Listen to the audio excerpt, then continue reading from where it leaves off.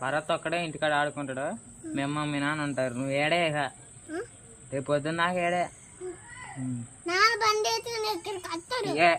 రాడు సావడం. నువ్వు ఎంత చేసినా రాడు. ఎవరిని?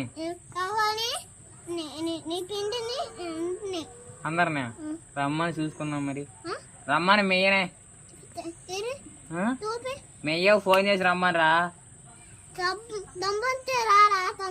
నువ్వు మీ నాన్న రమ్మని రా దమ్ముంటే.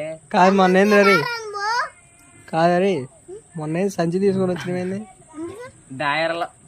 టైర్లోనేమో దారాలు వేసుకొని పోవటం ఇంటికి. ఎందుకు చేస్తా? నువ్వు దిగమంటే నేను తీయటమేంది? ఇప్పుకుంటావా? ఎమ్మని రాని వచ్చిద్దిగా.